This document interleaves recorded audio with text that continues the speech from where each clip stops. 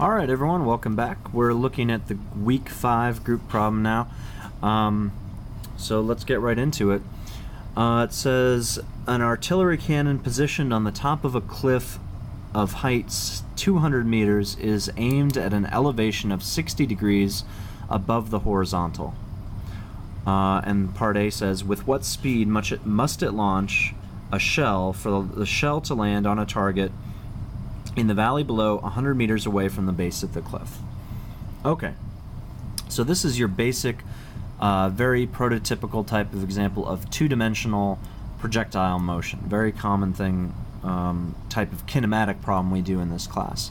I'm going to approach it from the way I generally do these kinematic problems, very systematically, take you through the steps, and you'll notice that basically everything I'm going to do is equivalent to what's written up in the worked example for this week, for week 5, with maybe not exactly the same labeling of everything, but I think the worked example seems a little mysterious until you break it down and see exactly what was done on that page. So try and follow along, try and see the correspondence between the two is my suggestion.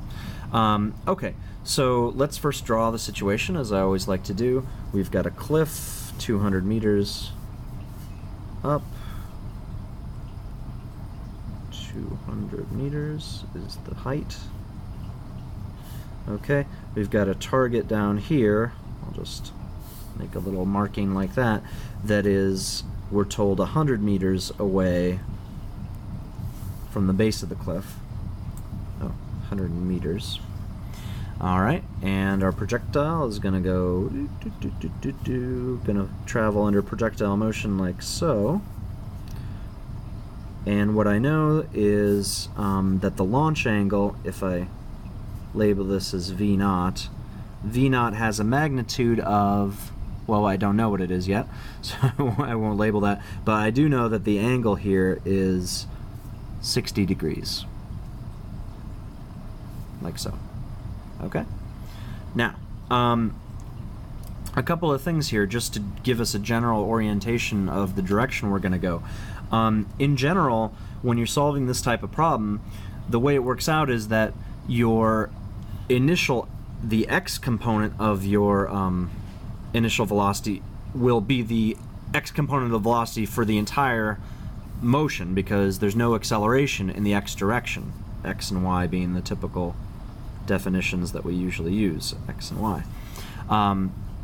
In the x direction there's no acceleration, so whatever the initial speed is, it'll stay that same speed for the entire time. So there's nothing that will tell, there's nothing in the x direction really to tell the projectile to stop, as it were. So what really happens in terms of determining when the motion ends, or to try and find the time at which the motion stops, is we know that eventually in the y direction there is an acceleration, and eventually the y position will hit 0. It'll hit the ground, and that's when we know that the object stops. So in general, you're going to have an equation that involves time in the y direction, and you're going to use that, solve for time, and then multiply that by the initial x velocity to get the distance in the x direction. Now, here, of course, we're given the distance in the x direction, so it'll work a little bit backwards, perhaps, from what I just said, but that tends to be a common pattern, let's put it that way. But enough about that. The way that you generally want to approach these kinematics problems is to make a list of all the kinematic variables you know and what you want to know, and then look for equations that relate them. And you do that separately in the x and the y direction. So in the x direction, my initial velocity, well, I don't know what it is yet, but rather than writing v0y as an unknown and v0x as a separate unknown, I'm going to write it in terms of the unknown total v0 and then the angle theta, because that will reduce, rather than actually being two separate unknowns. I really just don't know the magnitude of this vector, but once I know the magnitude, I can find either component using cosine or sine of the angle. So I'm going to write v0x equals v0 cosine 60 degrees, and v0y is v0 sine of 60 degrees. You see how, rather than these two being two separate unknowns, really they're just reduced to being both involving one unknown. Okay, I don't know the final speed of in either the x or the well, in the x direction it's going to remain constant, but in the y direction I don't know the final speed, so I'm not going to write that down. I do know something about the acceleration. In the x direction, the acceleration is 0, and in the y direction, it is, using y up being positive, I've defined negative 9.8 meters per second squared. I know that delta y, the change in height, that being final height minus initial height, is a negative 200 meters. It falls by 200, that's why the delta is a negative. For x, delta x is 100 meters. So I've talked about velocity, acceleration, position. The last thing is time. And time I don't know, but it's the same for the x and the y direction, so I'm going to leave that as an unknown. Okay. So if you scanned through your kinematic equations, I'll just write them out as I often like to do. I'm going to write just the general form of the kinematic equations, and these apply both in the x and the y direction. I'll just write it with an x to be explicit.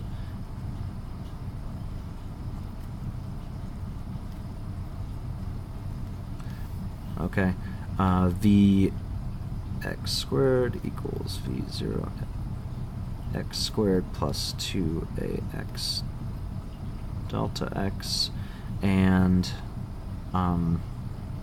vx equals v0x plus ax times time. These are your three kinematic equations, and hopefully you've all memorized them because you've used them so much so far. At any rate, one thing you'll notice is, if you look through, my typical strategy is to look through one of your lists or the other and find an equation where you have your one unknown and everything else that you want to know. And what we want to know here is the initial speed, so v0, either x or y would allow me to solve for v0 itself. However, if I put that as my unknown and I look and try and find an equation that only involves other things that in this list that I know, a, delta y, or delta x, I'm going to fail. So this is a little bit more complicated example where actually you're going to need to solve a system of two equations with two unknowns, those being v0 and time. But luckily we do have, since we have both the x and the y direction, we will have enough information to solve it. It's just that rather than solving a single equation, we're solving a system of equations. All right? So let's see. Let's work in the x direction first, because that equation will be pretty simple. What we know is that we're going to use this equation in the x direction, simply because we have acceleration equaling 0, we have delta x, and it'll involve those two unknowns that I just mentioned here, v0x and time, as the other parts of that equation. So that tells us in the x direction we have the equation moving the x0 to the other side, so I get a delta x on the right, on the left. I get 100 meters equals, I won't put in the units right now, 100 equals v0x, or v0 cosine 60 degrees, times time, which is also an unknown. So you see I have my two unknowns, v0 and time. Okay, in the y direction, I'm going to actually use the same equation, because again it'll involve a v0 and a time, and it won't bring in any of the v finals. The reason I avoided these two equations, by the way, for this part of the question is because both of them involve v final, and I don't have v final in either of the directions, nor is it one of the two unknowns I'm interested in. So I'm going to focus on that first equation. So moving now, rewriting this equation with y's in place of x's, and moving the y0 to the other side of this equation, I obtain on the left-hand side, I get negative 200. I think this is where a lot of people went wrong. They forgot that minus sign there because you're falling 200 meters. Okay, is equal to v0 now in the y direction times time, so v0 sine of 60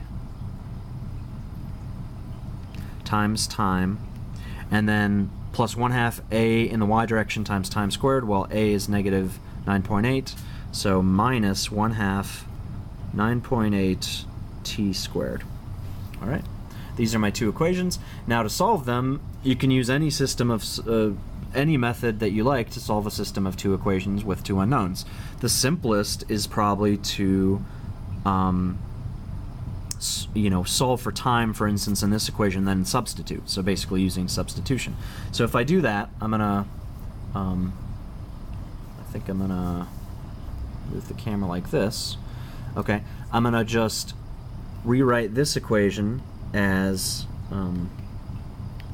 I'll just, so we have it displayed somewhere, I'll write t equals 100 divided by v0 cosine of 60. Okay, I'm rewriting that there so that I can use that everywhere I see a t in this equation. I'm going to plug in this expression for t. So negative 200 is equal to v0 sine of 60 times time. So v0 sine 60 times this thing. v0 sine of 60 degrees times 100, because that's the numerator of the time expression, divided by v0 cosine of 60 degrees. Now I know I can simplify this right now, but I'm going to wait and do that in a second here. So then I move on to my second term, minus 1/2 9.8 t squared. I'll get 100 over v0 cosine of 60 degrees squared, the whole thing squared. Okay, it's getting a little crowded here on my paper.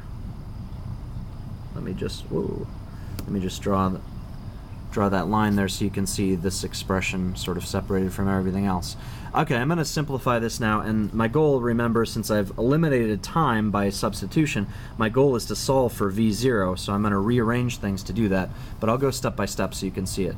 So I end up with negative 200 there still, equaling, I'm going to simplify this expression. The v0's cancel nicely, and I have just tangent of 60 degrees times the 100.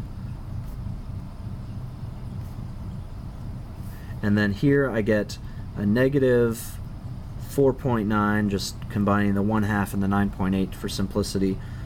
I get 100 squared on top, I get a v0 squared on the bottom, and I get a cosine squared of 60 degrees on the bottom. Now I'm gonna do some rearranging of this. Move the 100 tan 60 to the other side, so I end up with negative 200 minus 100 tan 60 degrees. Notice the nice thing is when I set everything up, I was careful about getting the signs correct everywhere, making sure A had the correct negative sign, delta Y did, and therefore when I get down to solving the equation with algebra, I'm not worrying about, oh, should this be a plus or a minus. I just know that I put it in correctly, and then at this stage it's just algebra, so I can trust my equations and not have to think about it in that sense. Equaling, remember I moved this to the other side, so negative 4.9 100 squared over cosine squared 60 degrees, and I still have my v0. I'm just going to put it on the other side for separation's sake. Okay, now let's start getting out our calculator so we don't have to carry around so much so many symbols. Okay, that was a text from my wife. Never mind that. Okay, negative 200 minus 100 tangent of 60 degrees. Okay, need to do this. So on the left-hand side, I've just got negative 373.21 equals, okay, I'll evaluate everything except the V0 part, so 4.9 times 100 squared divided by cosine of 60 squared, 1.96 times 10 to the 5th. Okay, number's getting a little big here, but that's fine. Remember that I left out the minus sign there, so negative 1.96 times 10 to the 5th over V0 squared. Gonna now cross multiply, so get the V0 over here and divide out the 373, so V0 squared equals that value that I just got divided by the other value I had without the minus sign, because I'm going to cancel that by hand, so 525, and therefore V0 is equal to the square root of that, which according to my calculator is 22.9 meters per second. Okay, very good. So that's how you go about doing this.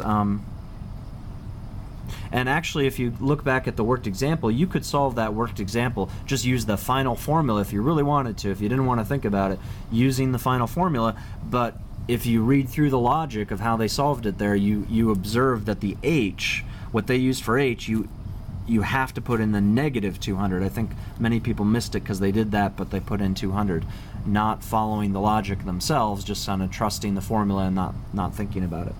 Okay, so that's part A. Part B, which I've already kind of written on because I ran out of space, but part B says, at this launch speed, also known as the muzzle speed, okay, with what velocity, speed, and direction will the shell strike its target?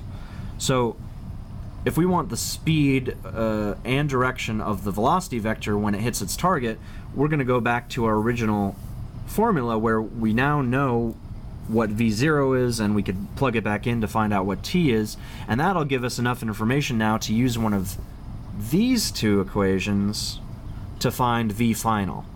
Okay? In fact, let's see, probably, I don't know, I'm kind of ambivalent as to which one is the easiest to solve. Let's focus on using the third equation. So Vx equals V0x plus axt to find the final velocity in both directions, and then combine them to find the speed and direction. So I'm going to flip the page over so we have more room to write. And again, the equation that I'm going to focus on, you could also use perhaps a different one, but Vx equals V0x plus ax times time, and I'm going to focus focus separately in the x and the y direction. The other information I have is that V0 total is 22.9 meters per second, but remember that's the total V0. The components are then that times sine or a cosine, the components in the x and the y direction. Okay. So I think the reason people tended to miss this the second part is because that they simply used this type of an equation where they plugged in V0 equals 22.9, AX is equal to negative 9.8, and whatever they got for time. This is not the correct way to do things because the 9.8 acceleration is in the y direction, whereas this velocity is in some direction at some angle to that direction. So we don't want to do that. We want to work separately in the x and the y direction. So first in the x direction, Vx final is equal to Vx initial, which would be V0 cosine 60 degrees plus, well, the